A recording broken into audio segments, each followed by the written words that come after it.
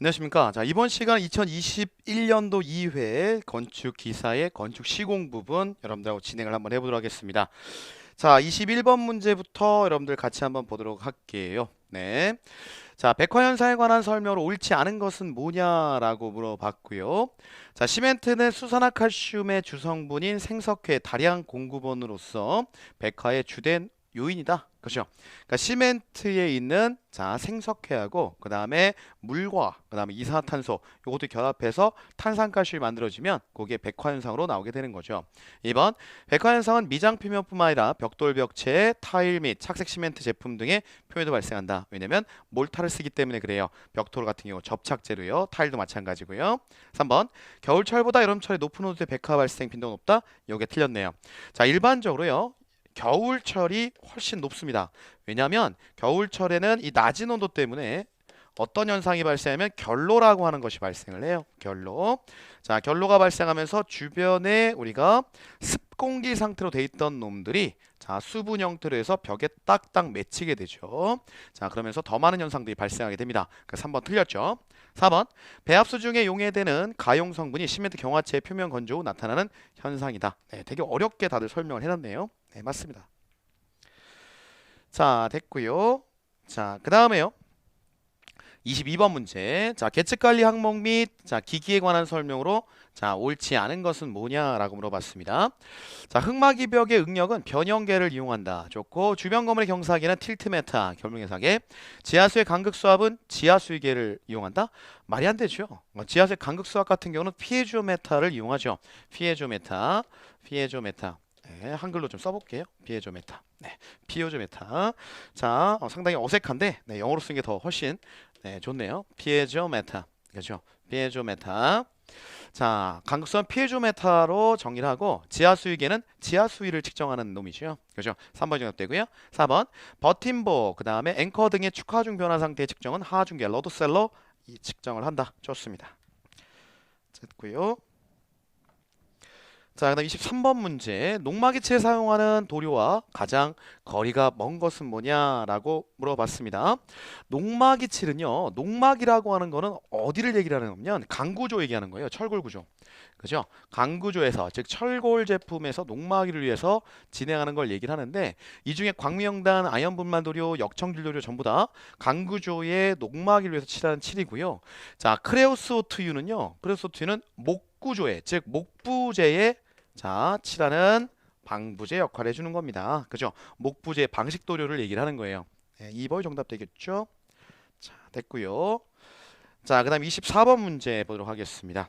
자, 24번 문제는 사질토의 상대 밀도, 즉 얼만큼 밀실하냐, 그죠? 밀실하냐 측정하는 방법을 가졌다는 거, 자, 표준과입 시험이죠. 네, 1번 정답 되고요. 자, 메인 테스트는 점토질의 점착력을 측정하는 거죠. 점토질의 점착력, 점토질의 점착력을 측정하는 내용이 되겠고, 자, 그 다음에 깊은 우물공법, 대표적인 강제배수공법이죠. 강제배수공법이고요. 배수공법. 자, 그리고 아일랜드 공법은 흙파기 공법의 일종이죠. 흙파기 공법의 일종. 그렇죠. 네, 정답은 1번. 자, 너무 동떨어진 내용을 갖고 이제 문제를 낸 거예요. 그렇죠? 자, 25번 문제 보도록 하겠습니다. 자, 철골 부재의 용접 시 이음 및 접합 부위의 용접선의 교차로 용접된 부위가 연령량을 받아 취약해짐을 방지하기 위하여 모재 부채꼴 모양으로 못따기란 거는 뭐라고 하느냐라고 물어봤죠. 자, 이런 경우입니다. 자, A 부재가 있고요. 그 다음에 B 부재가 있고요. 그 다음에 C 부재가 있어요. 그럼 A 부재와 B 부재, A 부재와 B 부재 간에 접합을 할 때 용접이 한번 들어가고 그 다음에 C 부재를 붙일 때 또 여기 용접이 들어가죠. 자, 그러면 교차 용접되기 때문에 연령량을 받게 되죠. 그래서 요 부위를 못따기를 합니다. 그래서 둘을 뭉쳐놓고 이런 식으로 못따기를 해놓죠. 그죠? 못따기를 한다. 그래서 보통 여러분들 교과서에 보면 이런 그림이 그려져 있을 거예요. 그죠? 못따기. 그래서 C 부재가 AB 부재의 자 접합 부분에 닿지 않게 여기서 용접이 되게 진행하는 거죠.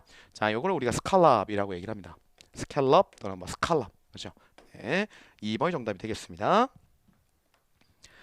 자, 그 다음 26번 문제. 자, 공동도급 방식에 관한 설명으로 옳은 것은 뭐냐? 정답 한번 보세요. 그죠? 1번이죠. 2명 이상의 수급자가 어느 특정 공사에 대하여 협동으로 공사계약을 체결하는 방식이다. 두 개 업체. 그죠? 2명 이상. 똑같은 말이죠. 네. 자, 됐고요. 자, 그 다음에 27번 문제 아주 기본적인 문제네요.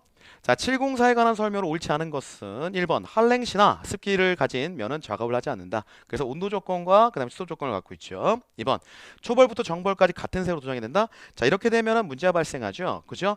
어떤 걸 칠했는지, 정벌을 칠했는지, 재벌을 칠했는지, 초벌을 칠했는지 몰라요. 그래서 초벌, 재벌, 정벌을 구분하기 위해서 약간 다른 색 계열로, 약간 다른 색으로 자 칠해주게 됩니다. 그래서 도장 횟수를 확인하기 위해서 약간 다른 색으로 칠해주게 되죠. 2번 정답 되고요. 3번 강한 바람이 불 때는 먼지가 묻게 되므로 외부 공사를 하지 않는다. 야간은 색을 잘못 칠할 염려가 있으므로 작업을 하지 않는 것이 좋다. 네, 거의 국어 문제 수준이네요. 그죠? 자, 됐고요. 자, 석재에 관한 설명으로 옳은 것은 뭐냐라고 물었습니다. 인장 강도는 압축 강도에 비해 10배 정도 크다? 반대죠. 얘는 석재는 인장 강도가 약해요. 그래서 장대재를 얻지를 못해요. 그죠? 넓은 스판을 쓸 수가 없어요. 그죠? 그래서 압축 강도에 비해서 인장 강도가 작죠. 그죠? 압축 강도 인장 강도의 10배 이상으로 높습니다. 그다음 2번 석재는 불연성이긴 하나 화열에 닿으면 화강과 같이 균이 생기거나 파괴되는 경우도 있다. 요게 맞죠. 2번 정답 되고요. 장대재를 얻기 용이하다. 장대재를 얻기가 어렵고요. 장대재를 얻더라도 쓰기가 어렵습니다. 왜냐하면 인장력이 확보되지 않기 때문에 쭉쭉 쳐져요. 그죠? 네, 3번 틀렸고요. 4번 조직이 치밀하여 가공성이 매우 팀이라 매우 좋다? 뭐예요 이게 그죠? 조직 치밀한 건 맞아요. 근데 가공성은 상당히 어렵죠. 돌 깎고 그다음에 돌을 어떤 형상으로 만들기가 쉽지 않습니다. 자, 됐고요. 자, 29번 문제입니다. 목재 접착제로 활용되는 수지와 가장 거리가 먼 것은 뭐냐? 요소 수지, 그 다음에 멜라민, 그 다음에 역청질 도료. 자, 요소 수지랑 그 다음에 멜라민. 자, 요거는 명확하게 열경화성에 들어가는 거고요. 역청질 같은 경우도 열경화성 수지가 혼합되는 형태입니다. 자, 근데 폴리스티렌 수지는 우리가 대표적인 열 가소성 수지죠. 열 가소성 수지예요. 보통은 이 폴리에스텐 수지 같은 열과성 수지는 열을 받으면 자 다시 한번 변형을 또 한 번 일으키기 때문에 일반적으로 접착제로 잘 쓰질 않습니다. 그래서 3번이 정답이 되겠습니다. 자, 됐고요. 그 다음에 라멘과 블럭 구조의 시공 순서에 대해서 물어본 문제가 나왔네요. 자, 30번. 자, 보강블록 공사에 관한 설명으로 옳지 않은 것은 뭐냐라고 물어봤어요. 자, 1번. 벽에 세로근은 구부리지 않고 설치한다. 벽에 세로근은 밑창 콘크리트 윗면에 철근을 배근하기 위한 먹매김을 하여 기초판 철근 위에 정확한 위치에 고정시켜 배근한다. 자, 벽 가로근 배근 시 창 및 출입구 등의 모서리 부분에 가로근의 단부를 수평마로 정착할 여유가 없을 때는 갈구리로 또는 갈고리라고도 하죠. 갈고리로 휘어서 그죠? 갈고리로 이렇게 휘어서 자 단부 세로근에 걸고 결속선으로 결속한다. 4번 자 보강블록조와 라멘 구조 접하는 부분은 라멘 구조를 먼저 시공하고 보강블록조를 나중에 쌓는 것이 원칙이다. 아니에요. 보강블록조 자체가 조금 오차범위 더 크기 때문에 보강블록조를 먼저 쌓은 다음에 자 그곳에 맞춰서 라멘조를 일반적으로 시공하는 게 원칙입니다. 그래서 보강블록조 먼저 하고 라멘조가 들어간다. 이렇게 정리하시면 되겠습니다. 자, 31번 문제입니다. 자, 다음 설명에 의미하는 공법은 뭐냐? 네, 구조를 하중보다 더 큰 하중을 그죠? 자, 구조에 작용하는 하중보다 그죠? 구조물 작용이죠. 네, 이 오타를 제가 읽다 보면은 오타가 딱 발생을 해요. 좀 이해를 해주시기 바라겠습니다. 자, 구조물 하중보다 더 큰 하중을 연약 집안 표면에 로딩한다. 즉 하중을 뭐죠? 가한다는 얘기죠. 하중을 가한다. 프리로딩하여 안밀침을 촉진시킨 뒤 하중을 제거하여 집안의 전당 강도를 증대시키는 공법. 즉 하중을 밑으로 내려 꽂는다. 즉 제하한다는 얘기죠. 하중을 제하해서 땅을 어떻게 해요? 단단하게 자 다지고 만든다는 얘기입니다. 그죠? 자 요거를 우리가 뭐라고 그래요? 힘을 즉 하중을 제하한다. 밑으로 내린다. 제하공법이라고 얘기를 합니다. 3번이 정답이죠. 밀실화시키는 거예요. 하중을 가중시켜서요. 자, 32번 문제 전통적인 문제네요. 그죠? 전통적인 문제면서 제일 어려운 문제 유형이죠. 재료별 할증률을 표기한 것으로 옳은 것은 뭐냐라고 물어봤습니다. 자, 시멘트 벽돌은 우리 몇 프로 써요? 5% 쓰죠? 네, 5% 쓰고요. 자, 단열재는 몇 프로 써요? 자, 좀 완화돼 있죠? 한 10% 정도 쓰고 있고. 그 다음에 본관 같은 경우 5% 맞네요. 강관을 몇 프로 써요? 강관도 역시 본관하고 마찬가지로 5% 이렇게 쓰게 됩니다. 자, 맞는 거는 4번 본관. 자, 5%만 되겠습니다. 자, 그 다음에 33번 문제. 자, 철근의 정착 위치에 관한 설명으로 옳지 않은 것은 뭐냐? 그죠? 1번 지중보의 주구는 기초 또는 기둥. 그 다음에 기둥철근은 큰 보 또는 작은 보요. 자, 우리가 정착의 원리는 뭐냐면 힘을 받는 곳에서 힘이 이동되는 곳으로 보통 정착을 해줘요. 일반적으로 여러분들 보라고 하면 작은 보가 이렇게 있다. 작은 보가 있고요. 여기에 작은 보다. 그 다음에 여기에 큰 보다. 라고 하면 힘이 여러분들 여기 슬라브가 깔려 있겠죠. 그러면 슬라브에서 작은 보 쪽으로 힘이 들어가고 작은 보에서 큰 보 쪽으로 힘이 들어가고 다시 큰 보에서 어디로 내려와요? 기둥 쪽으로 내려오고 이런 식의 힘의 방향을 갖게 돼요. 위에서 누르게 되면요. 그러면 그 정착도 그 방향 쪽으로 해줘야 돼요. 자, 슬라브에서 작은 보로 작은 보에서 큰 보로 큰 보에서 기초로 해줘야 돼요. 그렇죠? 그래서 기둥철근은 큰 보 혹은 작은 보에 정착한다 말도 안 되는 얘기고요. 반대 방향이죠. 저거는 자, 우리가 큰 보는 기둥철근 쪽에 작은 보는 큰 보 쪽에 정착을 한다. 이렇게 맞는 표현이 되겠네요. 또는 기둥 같은 경우는 어디다가 최종적으로 기둥은 어디 쪽에 연결돼 있어요? 기초 쪽에 연결돼 있죠. 그죠? 그러면 기둥은 기초 쪽에다 정착을 하는 거예요. 네. 자, 3번 큰 보의 주구는 기둥에 정착한다. 나왔네요. 그죠? 4번 작은 보의 주구는 큰 보에 정착한다. 여기 나왔잖아요. 그죠? 네. 자, 됐습니다. 자, 34번 문제. 이 문제 또 어려웠죠. 자, 돌로마이트 플라스터 발음에 관한 설명으로 옳지 않은 것은 뭐냐라고 물어봤습니다. 1번. 자, 정벌 발음용 반죽은 물과 혼합한 후 12시간 정도 지난 다음 사용하는 것이 바람직하다. 맞아요. 2번. 발음 두께가 균일하지 못하면 균열이 발생하기 쉽다. 3번. 돌로마이트 플라스터는 수경성이므로 해초풀을 적당한 비율로 배합해서 사용이 된다. 아니죠. 기경성입니다. 네, 기경성이고요. 일반적으로 기경성 물질들이 해초풀을 사용을 하는데 이 돌로마이트 같은 경우는 교착력이 상당히 우수해요. 교착력이 액체 그 물질 자체가 우수하기 때문에 자, 우리가 어떠한 자, 교착이라든지 어떠한 접착이라든지 이런 성능을 높여주기 위해서 해초풀 쓰는 건데 굳이 해초풀을 쓰지 않아도 되는 정도의 교착력을 갖고 있어요. 그죠? 그래서 교과서에 보면 돌로마이트 플라스터는 자, 뭐죠? 해초풀을 쓰지 않는다라는 표현을 어디서 봤을 거예요. 그죠? 아예 그 말이 안 써져 있거나 그죠? 해초풀 관련 내용이 안 써져 있거나 그 이유는 뭐냐면 기경성은 해초풀을 많이 쓰는데 돌로마이트 플라스터는 교착력이 우수해서 해초풀을 굳이 쓰지 않아도 된다. 이렇게 정리하시면 되겠고요. 3번 정답. 4번 시멘트 혼합하여 2시간 이상 경과한 것은 사용할 수 없다. 자, 됐습니다. 자, 요 숫자 문제네요. 숫자 문제. 숫자를 살짝 바꿔놨네요. 자, 서커 플라스터 발음에 관한 설명으로 옳지 않은 것은 뭐냐? 1번. 자, 모드용 플라스터는 초벌, 재벌 발음의 경우 물을 가한 후 2시간 이상 경과한 것은 사용할 수 없다. 자, 2번. 실내 온도가 10도씨 이하일 때는 공사를 중단하거나 난방하여 10도씨 이상을 유지한다. 자, 실내 온도가 몇 도씨? 2도씨. 2도씨 이하일 때는 공사를 중단하거나 난방해서 몇 도씨 이상으로 올려줘야 돼요? 5도씨 이상으로 올려줘야 된다. 이렇게 해야 정답이 되겠네요. 그죠? 2번 정답이고요. 3번 발음 작업 중에는 될 수 있는 통풍을 방지한다. 4번 발음 작업 중엔 통풍을 방지하고요. 발음이 끝난 다음에는 경화를 위해서 통풍을 합니다. 자, 4번 발음 작업이 끝난 후 실내를 밀폐하지 않고 가열과 동시에 환기하여 발음에 서서히 건조하도록 진행한다. 그죠? 자, 됐고요. 36번 문제. 기술 제한 입찰 제도의 특징에 관한 설명으로 옳지 않은 것은 뭐냐? 1번. 자, 공사비 절감 방안의 제한은 불가능하다? 이것 때문에 하는 겁니다. 기술 제한 입찰 제도라고 하는 것은 신기술을 개발해서 기존에 있는 기술보다 자, 성능은 거의 유사 또는 더 좋으면서 공사비는 절감하는 거. 이게 신기술이거든요. 그죠?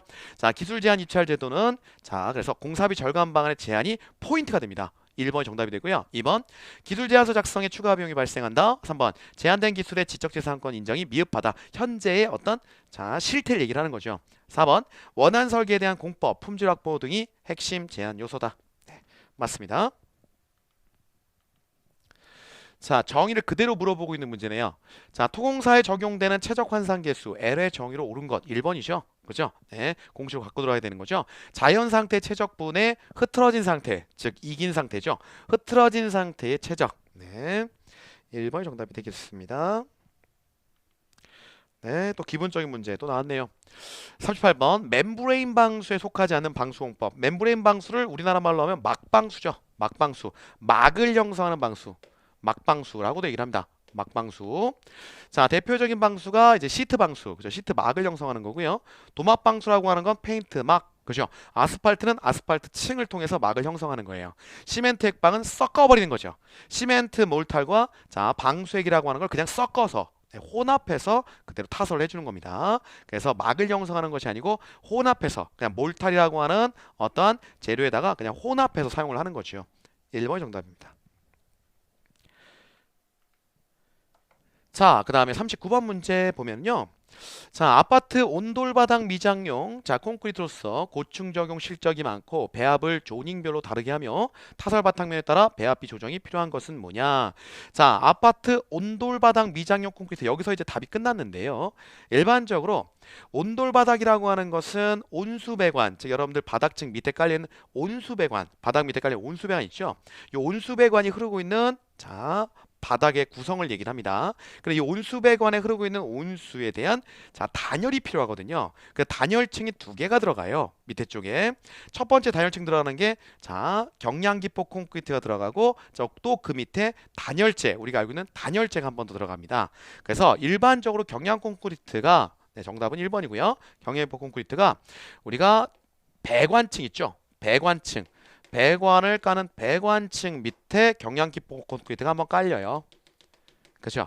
경량기포 콘크리트가 한번 깔리고 그 밑에 단열재가 이런 식으로 깔립니다. 그리고 자 여기에 이제 슬라브가 들어가는 거죠.